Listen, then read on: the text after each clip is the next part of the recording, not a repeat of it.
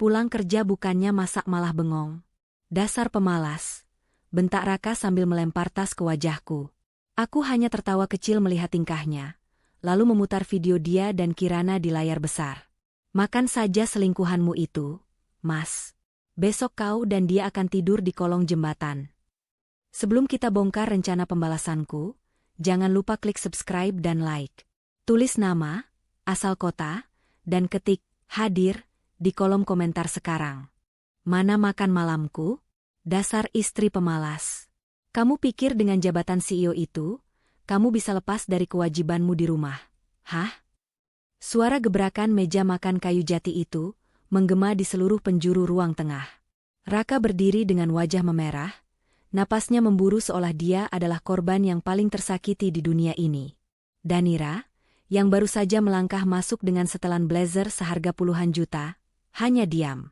Ia menatap tas kerja kulitnya yang kini tergeletak di lantai, setelah dilempar kasar oleh suaminya sendiri. Aku baru saja pulang, Raka.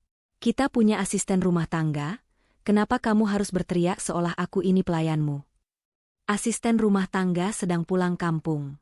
Kamu tahu itu, kan? Tapi kamu sengaja pulang larut malam hanya untuk pamer kalau kamu itu sibuk. Kamu sengaja ingin membuatku kelaparan di rumah ini? Danira menghela napas panjang. Ia melepas sepatu hak tingginya dengan gerakan elegan, tidak menunjukkan rasa takut sedikitpun. Ia berjalan menuju meja dapur, menuangkan segelas air putih dengan tangan yang sangat tenang. Aku bekerja untuk memastikan cicilan mobil mewah yang kamu pakai setiap hari itu lunas, Raka. Aku bekerja untuk memastikan kamu tetap bisa bergaya di depan teman-temanmu seolah kamu adalah pengusaha sukses. Padahal semua orang tahu kamu hanya pengangguran yang beruntung menikahiku. Jaga mulutmu, Danira. Jangan mentang-mentang kamu punya power di kantor, kamu bisa merendahkanku. Kamu itu perempuan. Kodratmu itu di dapur, bukan di meja rapat. Dasar tidak tahu diuntung. Raka melangkah maju, hendak meraih bahu Danira untuk mengguncangnya, namun Danira menghindar dengan gesit. Ia menatap suaminya dengan tatapan yang sangat dingin, tatapan yang sanggup membuat dewan direksi gemetar. Kodrat? Lucu sekali kamu bicara soal kodrat saat kamu sendiri menghabiskan uangku untuk membelikan kalung berlian bagi wanita lain. Apakah itu bagian dari kodrat suami yang baik, Raka? Seketika, wajah Raka berubah pucat. Kemarahan yang tadi meluap-luap mendadak surut, digantikan oleh sorot mata yang panik. Namun, ia mencoba menutupi kegugupannya dengan tawa sinis yang dipaksakan. Wanita lain? Apa maksudmu? Kamu mulai gila karena terlalu banyak kerja, ya? Kamu menuduhku selingkuh hanya karena aku memintamu memasak? Hebat sekali dramamu, Danira. Dramaku belum dimulai, Mas. Kamu mau hiburan sebelum makan malam? Aku punya tontonan yang jauh lebih menarik daripada berita di TV. Danira mengambil tablet dari tasnya, jarinya menari di atas layar dengan cepat. Ia meletakkan tablet itu di atas meja makan, tepat di depan wajah Raka yang kini berkeringat dingin. Lihat ini. Video CCTV Hotel Bintang 5 tadi siang, jam 2 siang. Di saat aku sedang berjuang memenangkan tender triliunan rupiah, suamiku tercinta sedang asyik menyuapi seorang wanita di restoran hotel. Oh, lihat cara kamu mengelus rambutnya. Sangat mesra, jauh lebih mesra daripada caramu menatapku selama 2 tahun terakhir. Raka terbelalak. Di layar tablet, terlihat jelas dirinya sedang tertawa bahagia bersama seorang wanita yang wajahnya tertutup kacamata hitam besar. Namun, Danira tahu persis siapa wanita itu. Siapa dia? Raka? Kamu pikir aku tidak tahu siapa yang kamu ajak tidur siang itu? Danira, ini tidak seperti yang kamu lihat. Ini hanya teman bisnis. Aku sedang mencoba mencari investor untuk proyekku sendiri. Teman bisnis? Sejak kapan teman bisnis menginap di kamar presidensial dengan nama pesanan, Ibu Kirana? Nama yang tidak asing, bukan? Kirana, kakak kelas yang dulu hobi menginjak-injak harga diriku saat aku masih miskin di SMA. Sekarang, dia menjadi selingkuhan suamiku dan bekerja sebagai karyawan biasa di perusahaanku sendiri. Raka terdiam 1000 bahasa. Lidahnya mendadak keluh. Ia tidak menyangka Danira sudah tahu sedalam itu. Makan saja kata-kata manismu itu, Raka. Karena mulai besok pagi, namamu akan dihapus dari semua asetku. Kamu masuk rumah ini tidak membawa apa-apa, dan kamu akan keluar dari rumah ini sebagai gelandangan. Jangan harap ada 1 sen pun yang tersisa di rekeningmu. Kamu tidak bisa melakukan ini padaku, Danira. Kita ini suami istri. Ada harta gono gini. Harta gono gini hanya berlaku jika aset itu dibeli dengan uang bersama. Masalahnya, Mas, selama ini kamu tidak punya uang. Kamu hanya parasit. Dan untuk Kirana, besok adalah hari terakhirnya melihat matahari dari jendela kantorku. Aku akan menghancurkan hidup kalian berdua dalam 1 malam. Danira membalikkan badan, meninggalkan Raka yang jatuh terduduk di lantai sambil meratapi kehancurannya yang sudah di depan mata. Pagi, Bu CEO. Semua berkas untuk rapat dewan direksi sudah saya siapkan di atas meja. Kirana berdiri di depan pintu lift dengan senyum yang dipaksakan sopan, namun matanya memancarkan rasa iri yang tidak bisa disembunyikan. Ia merapikan rok ketatnya, mencoba tampil semenarik mungkin. Ia tidak tahu bahwa Danira sudah melihat semua rekaman menjijikan dari malam sebelumnya. Danira melangkah keluar dari lift dengan kacamata hitam yang menutupi tatapan tajamnya. Langkah kakinya terdengar tegas di atas lantai marmer lobi perusahaan. Terima kasih, Kirana. Oh, omong-omong, kalung yang kamu pakai itu bagus sekali. Berlian murni, bukan? Pasti harganya sangat mahal untuk ukuran gaji seorang staf administrasi biasa. Kirana seketika menyentuh lehernya, wajahnya sedikit memerah. Ah, ini hadiah dari seseorang yang sangat spesial, Bu. Katanya, kecantikan saya layak mendapatkan yang terbaik. Begitu ya? Seseorang yang spesial? Beruntung sekali kamu punya pria yang mau membelikan barang mewah dengan uang yang sebenarnya bukan miliknya. Mari ke ruangan saya, ada sesuatu yang harus kita selesaikan sebelum rapat dimulai. Mereka berdua berjalan melewati deretan meja karyawan yang mulai berbisik-bisik. Di kantor ini, Danira adalah matahari, sementara Kirana hanyalah debu yang beruntung bisa bekerja di sana. Sesampainya di ruangan CEO yang luas dengan dinding kaca menghadap cakrawala kota, Danira duduk di kursi kebesarannya tanpa melepas kacamata. Silakan duduk, Kirana. Atau haruskah aku memanggilmu, kakak kelas, seperti dulu di SMA? Kirana tertawa kecil, meskipun tangannya mulai gemetar. Aduh, Bu Danira bisa saja. Itu kan masa lalu. Saya sudah lupa soal ejekan-ejekan dulu. Saya sekarang sangat bersyukur bisa bekerja di bawah kepemimpinan Ibu. Tapi aku tidak lupa, Kirana. Aku tidak lupa bagaimana caramu menyiramku dengan air selokan di belakang sekolah hanya karena sepatuku berlubang. Aku juga tidak lupa bagaimana kamu menyebutku, sampah masyarakat, yang tidak akan pernah punya masa depan. Bu, itu kan cuma kenakalan remaja. Kenapa sekarang dibahas lagi? Saya di sini untuk bekerja profesional. Profesional? Apakah tidur dengan suami bosmu adalah bagian dari deskripsi pekerjaan profesional di perusahaan ini?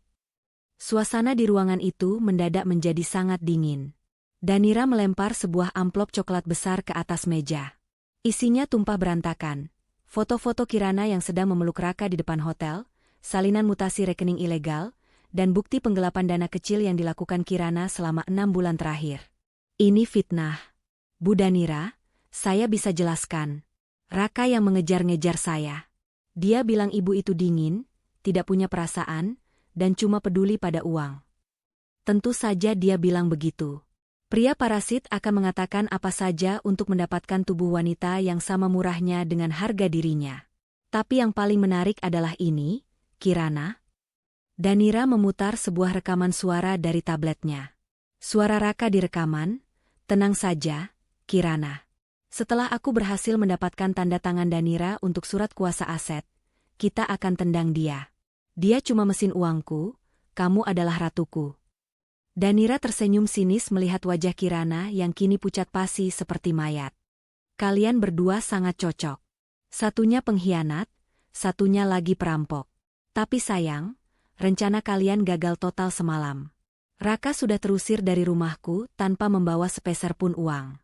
Dan sekarang, giliranmu. Bu Danira, tolong. Saya mohon jangan pecat saya. Saya butuh pekerjaan ini. Saya punya cicilan, Saya punya keluarga. Keluarga? Kamu tidak pikirkan itu saat kamu menertawakanku di belakang punggungku bersama suamiku? Kamu pikir aku menarikmu masuk ke perusahaan ini karena aku kasihan padamu? Tidak, Kirana. Aku membawamu ke sini agar aku bisa mengawasimu. Agar aku bisa melihatmu jatuh sekeras mungkin dari tempat yang menurutmu sudah tinggi. Danira menekan tombol interkom di mejanya. Keamanan, silakan masuk ruangan saya sekarang. Dua pria bertubuh besar masuk. Kirana mulai menangis histeris, berlutut di depan meja Danira sambil mencoba meraih tangan bosnya itu. Seret wanita ini keluar. Pastikan dia tidak membawa satu barang pun milik perusahaan. Dan sebarkan memo ke seluruh departemen HRD di Asosiasi Fintech. Kirana tidak hanya dipecat karena perselingkuhan, tapi juga karena penggelapan dana dan pencurian data perusahaan. Pastikan namanya masuk dalam daftar hitam selamanya. Danira, kamu kejam. Kamu akan menyesal. Teriak Kirana saat diseret keluar melewati koridor kantor yang ramai. Semua karyawan berdiri, menonton pemandangan memalukan itu dengan ponsel yang merekam setiap detik kehancuran Kirana. Danira berdiri di depan jendela kacanya, menatap pemandangan kota dengan tenang. Menyesal? Tidak, Kirana. Menyesal itu adalah kata untuk orang kalah. Dan aku baru saja mulai memenangkan permainan ini. Hujan deras mengguyur kota, namun Raka tidak peduli. Ia berdiri di depan gerbang tinggi rumah mewah yang selama 2 tahun ini ia tempati dengan angkuh. Pakaiannya basah kuyup, wajahnya kuyu, dan matanya merah karena kurang tidur setelah semalam luntang-lantung di hotel murah yang ternyata menolak kartu kreditnya karena sudah diblokir. Dengan tangan gemetar, ia menempelkan kartu akses ke pemindai elektronik di gerbang. Bip. Akses ditolak. Raka mencoba lagi, kali ini dengan lebih kasar. Bip. Akses ditolak. Sial. Danira, buka pintunya. Danira, teriak Raka sambil menggedor gerbang besi itu. Suaranya tenggelam di antara deru hujan dan petir. Ia menekan bel berkali-kali hingga akhirnya suara dingin Danira terdengar dari pengeras suara interkom. Berhenti membuat keributan di depan rumahku, Raka. Kamu mengganggu ketenangan lingkungan ini. Danira, tolong, buka pintunya. Ini keterlaluan. Aku suamimu, aku punya hak atas rumah ini. Kamu tidak bisa mengusirku begitu saja tanpa membawa baju-bajuku. Hak? Hak apa yang kamu bicarakan? Rumah ini dibeli atas nama perusahaan indukku jauh sebelum kita menikah. Secara hukum, kamu hanyalah tamu yang sudah habis masa izin tinggalnya. Dan soal baju-bajumu, coba lihat ke arah samping gerbang. Raka menoleh. Di bawah lampu jalan yang remang-remang, ia melihat 3 buah kantong plastik sampah besar berwarna hitam tergeletak di atas trotoar, basah terkena air hujan yang mengalir di selokan. Itu adalah semua barang yang kamu bawa saat pertama kali menikahiku. Hanya beberapa helai baju murah dan sepatu usang. Barang-barang bermerek yang kubelikan, semuanya sudah kusumbangkan ke panti asuhan pagi ini. Kamu tidak layak memakai barang yang dibeli dengan uang dari wanita yang kamu khianati. Danira, tolong. Aku minta maaf. Aku hilaf, Kirana yang menggodaku terus-menerus. Dia yang merencanakannya. Aku mencintaimu, Danira, tolong beri aku kesempatan sekali lagi. Raka mulai menangis. Sebuah tangisan yang lebih mirip rengekan seorang pecundang yang takut kehilangan fasilitas mewah daripada penyesalan yang tulus. Tiba-tiba, sebuah mobil sedan hitam mewah berhenti di belakang Raka. 2 pria bersetelan jas gelap turun dengan payung di tangan. Salah satunya adalah pengacara pribadi Danira yang paling ditakuti. Selamat sore, Saudara Raka, sapa pengacara itu dengan nada datar. Saya mewakili Ibu Danira untuk menyerahkan dokumen ini. Ini adalah gugatan cerai resmi, tuntutan pengembalian dana atas penggunaan aset perusahaan secara ilegal, dan surat peringatan untuk tidak mendekati Ibu Danira dalam radius 500 meter. Raka menerima map plastik itu dengan tangan gemetar. Gugatan dana ilegal? Apa-apaan ini? Ibu Danira telah mengaudit semua pengeluaranmu. Uang yang kamu berikan pada Kirana, biaya hotel, bahkan hadiah-hadiah mewah yang kamu beli menggunakan kartu kredit perusahaan, semuanya dikategorikan sebagai penggelapan dana. Jika kamu tidak membayar ganti rugi sebesar 5 miliar rupiah dalam waktu 30 hari, Kami akan melanjutkan kasus ini ke ranah pidana. Kamu tahu apa artinya itu, Raka? Penjara. Raka jatuh terduduk di atas trotoar yang dingin. Dokumen di tangannya basah, namun ia tetap membacanya dengan mata terbelalak. Ia benar-benar telah jatuh ke lubang yang ia gali sendiri. Danira, kamu tidak bisa sekejam ini. Aku suamimu. Dulu, Raka. Dulu, suara Danira kembali terdengar dari interkom, kali ini terdengar lebih dekat. Di balik gerbang, Danira berdiri menggunakan payung yang dipegangi asisten barunya. Ia menatap Raka dari celah besi gerbang dengan tatapan merendahkan. Kamu bilang aku pemalas karena tidak masak malam itu? Sekarang, silakan cari makan sendiri di jalanan. Mari kita lihat, apakah harga dirimu yang tinggi itu bisa mengenyangkan perutmu. Danira berbalik tanpa menoleh lagi. Gerbang itu tetap terkunci rapat. Sekokoh dinding pemisah yang kini membentang antara kehidupan Danira yang gemerlap dan masa depan Raka yang gelap gulita. Raka hanya bisa memukul-mukul aspal, meraung di bawah hujan deras, sementara kantong sampah berisi pakaian lamanya mulai terseret arus air selokan, sama seperti hidupnya yang kini tak lebih dari sekadar sampah. Cahaya lampu neon yang berkedip-kedip di langit-langit kamar kos sempit itu, membuat suasana semakin mencekam. Bau lembab dan apek menyengat indera penciuman Kirana, yang biasanya menghirup aroma parfum mahal dari butik langganannya. Kini, ia terduduk di atas kasur tipis tanpa dipan, menatap nanar ke arah satu-satunya koper yang berhasil ia selamatkan sebelum diusir dari apartemen sewaannya. Pintu kayu yang rapuh itu tiba-tiba didobrak kasar. Raka masuk dengan napas tersengal, pakaiannya masih setengah basah, dan wajahnya dipenuhi amarah yang meluap. Ini semua gara-gara kamu, Kirana. Kalau saja kamu tidak ceroboh, kalau saja kamu tidak sombong di depan Danira, kita tidak akan jadi gelandangan seperti ini. Kirana bangkit, matanya yang sembab kini menyalang tajam. Gara-gara aku? Hebat sekali kamu bicara, Raka. Siapa yang setiap hari merengek minta dibelikan jam tangan baru? Siapa yang bilang Danira itu bodoh dan bisa kita tipu selamanya? Kamu yang laki-laki, tapi kamu yang paling pengecut. Jaga mulutmu. Aku kehilangan segalanya. Rumah, mobil, bahkan namaku sudah hancur di dunia bisnis. Danira menuntut ganti rugi 5 miliar. Dari mana aku dapat uang sebanyak itu? Hah? Raka melangkah maju, mencengkeram bahu Kirana dengan kasar. Kirana tidak tinggal diam. Ia menghempaskan tangan Raka dan tertawa sinis, tawa yang terdengar sangat menyedihkan. 5 miliar? Lucu sekali. Aku bahkan tidak punya 5.000 rupiah untuk membeli makan malam ini. Aku sudah dipecat secara tidak hormat. Raka, namaku masuk daftar hitam di seluruh perusahaan fintech. Danira menghancurkan karierku sampai ke akar-akarnya. Kamu tahu apa yang dia bisikan padaku? Dia bilang, dia sendiri yang memasukkan aku ke kantornya hanya untuk melihatku jatuh. Raka tertegun, tangannya melemah. Apa? Dia sengaja. Iya, bodoh. Kita berdua hanyalah bidak catur di tangannya.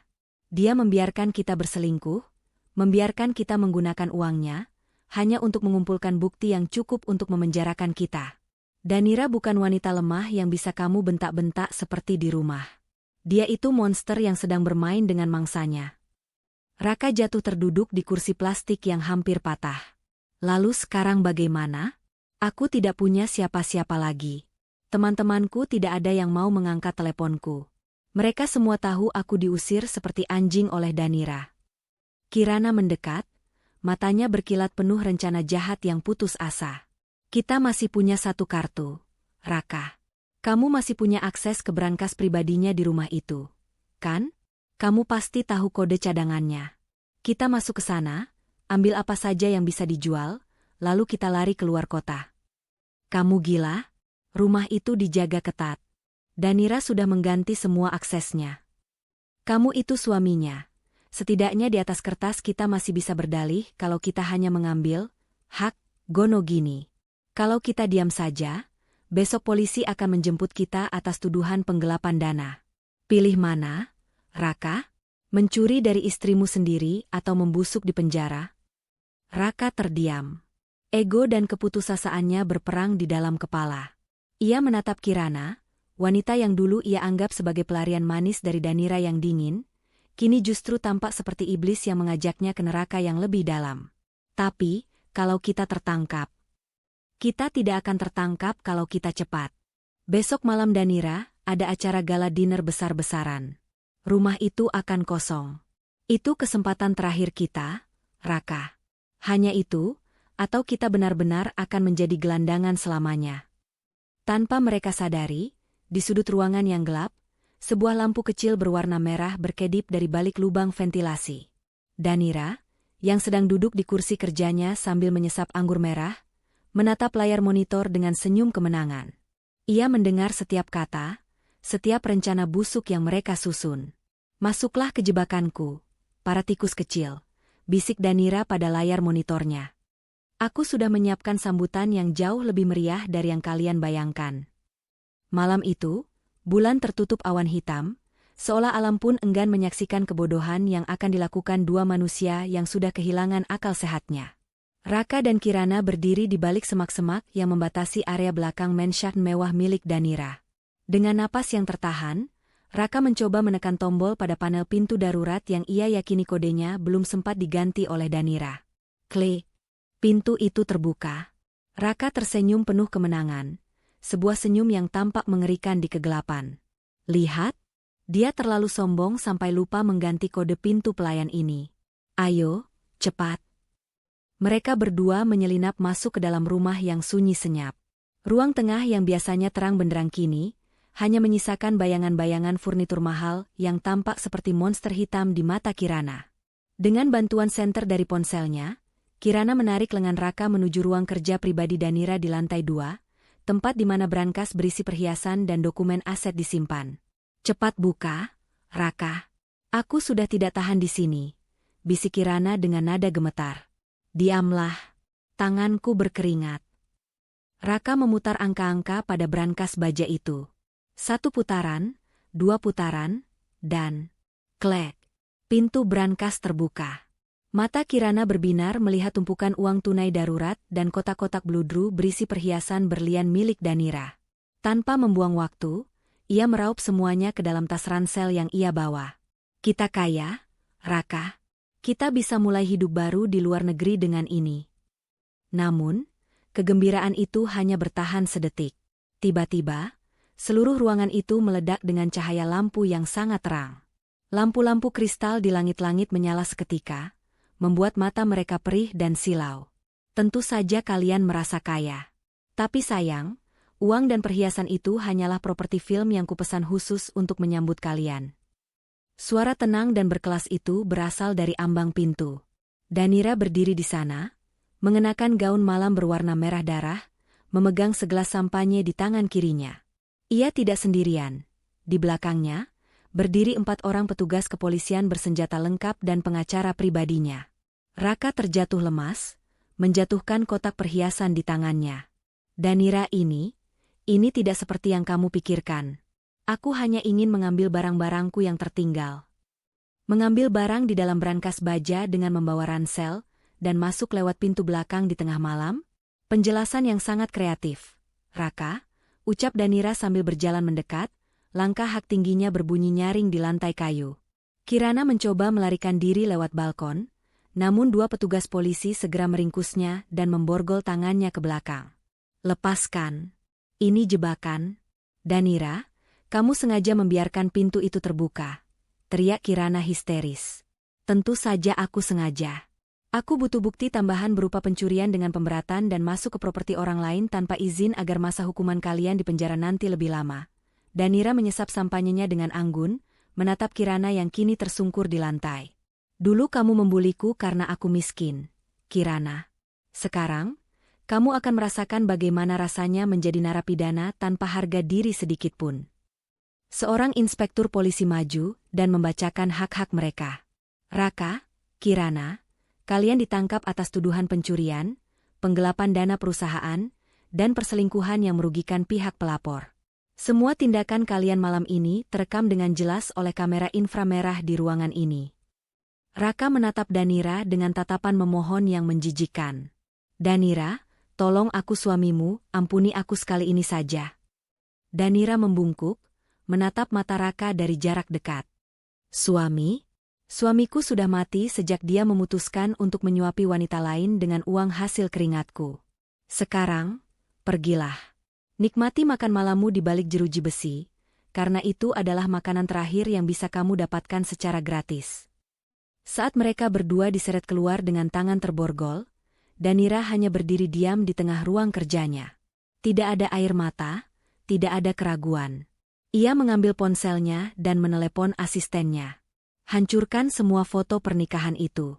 Dan besok pagi, umumkan di media bahwa aku telah resmi menjanda dan perusahaan akan melakukan ekspansi besar ke Eropa. Aku ingin dunia tahu bahwa tanpa parasit itu, aku justru jauh lebih kuat. Lampu ruangan kembali meredup, menyisakan Danira yang berdiri tegak seperti ratu yang baru saja memenangkan perang besar. 6 bulan telah berlalu sejak malam penyergapan yang dramatis itu. Dunia luar mengenal Danira sebagai wanita besi Asia. Namanya menghiasi sampul majalah Forbes setelah perusahaannya berhasil mengakuisisi firma teknologi di London.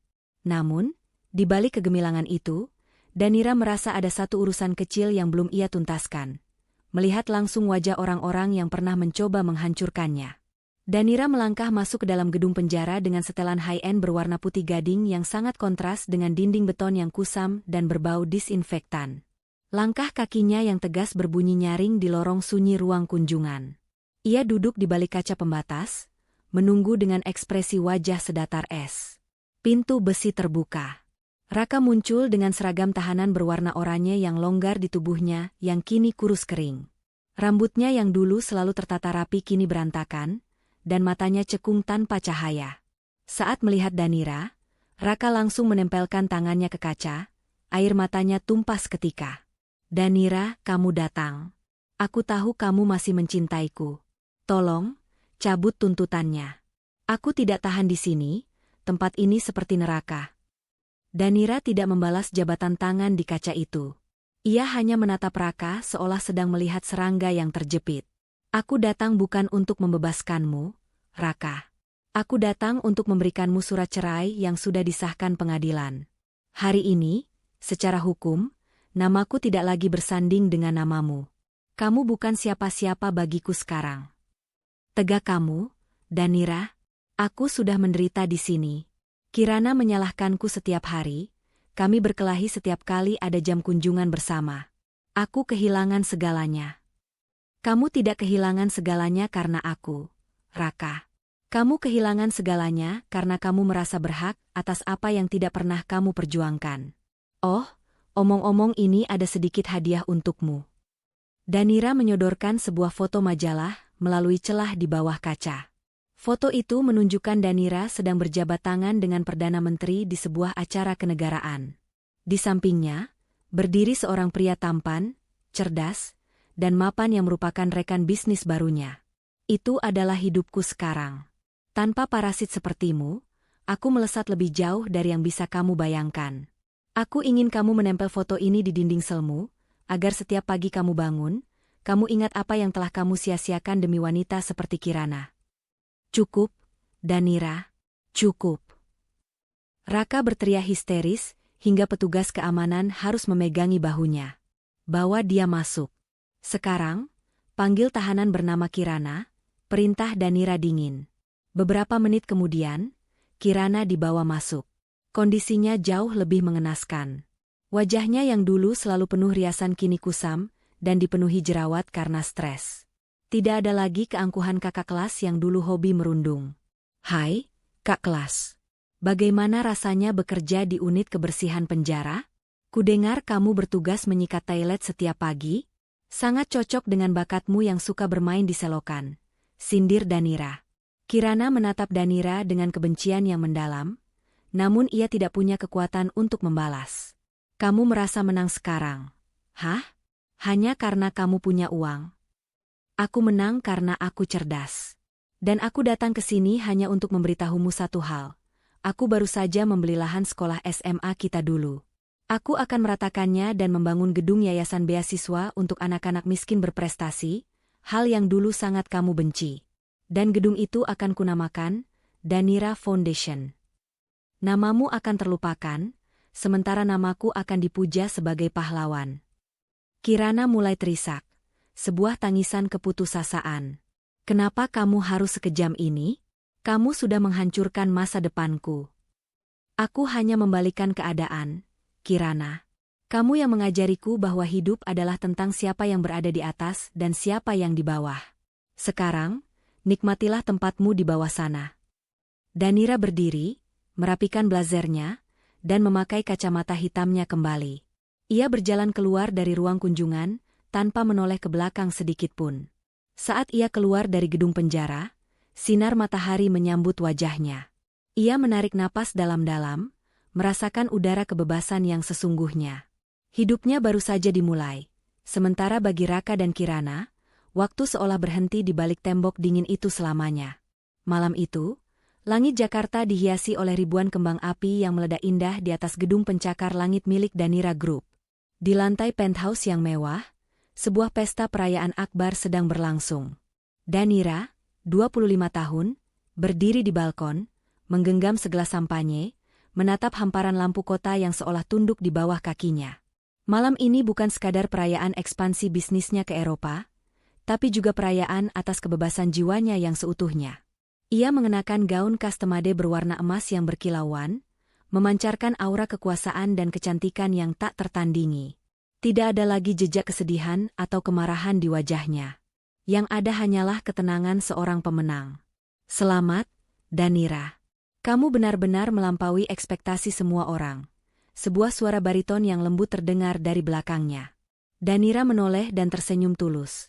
Senyum yang jarang ia perlihatkan pada dunia. Pria itu adalah Adrian, mitra bisnis internasionalnya yang selama ini mengagumi kecerdasan dan ketangguhan Danira. Berbeda dengan Raka, Adrian adalah pria yang mandiri, berkelas, dan menghargai Danira sebagai rekan yang setara, bukan sebagai mesin uang. Terima kasih, Adrian. Tapi ini baru permulaan. Aku tidak membangun semua ini hanya untuk berhenti di sini. Aku tahu. Dan itulah yang membuatmu berbeda. Kamu tidak hanya cerdas, tapi kamu punya kekuatan untuk bangkit dari pengkhianatan dengan cara yang paling elegan yang pernah aku lihat. Di tengah pesta, perhatian tamu undangan teralihkan ke layar besar yang menampilkan berita terkini. Danira sengaja membiarkan berita itu terputar sebagai penutup dari masa lalunya. Berita tersebut melaporkan putusan akhir pengadilan. Raka dan Kirana dijatuhi hukuman 10 tahun penjara, tanpa remisi karena bukti penggelapan dana dan pencurian berencana yang sangat kuat. Selain itu, aset mereka disita sepenuhnya untuk membayar ganti rugi kepada Danira Group. Para tamu bertepuk tangan, mengagumi ketegasan Danira dalam menegakkan keadilan.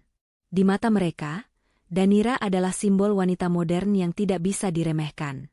Keadilan memang manis, bukan? Bisik Adrian. Sangat manis. Tapi kebahagiaan pribadiku jauh lebih berharga daripada melihat mereka menderita. Jawab Danira tenang. Sementara itu, jauh di balik tembok penjara yang dingin dan pengap, Raka sedang duduk di sudut selnya, berebut nasi basi dengan narapidana lain. Ia tidak lagi memiliki jam tangan mewah atau pakaian bermerek. Tubuhnya penuh memar karena ia sering menjadi sasaran perundungan tahanan lain. Setiap malam, ia terbangun karena mimpi buruk tentang malam di mana ia melempar tas Danira, malam di mana ia menghancurkan keberuntungannya sendiri. Di sel wanita, Kirana meraung histeris sambil memandang cermin pecah di toilet umum penjara. Wajahnya kini terlihat 10 tahun lebih tua karena stres dan depresi. Ia yang dulu memuja kecantikan dan status, kini harus hidup dalam kehinaan, menyadari bahwa ia hanyalah alat yang digunakan Danira untuk membersihkan sampah di hidupnya. Kembali ke pesta, Danira mengangkat gelasnya tinggi-tinggi ke arah para tamu.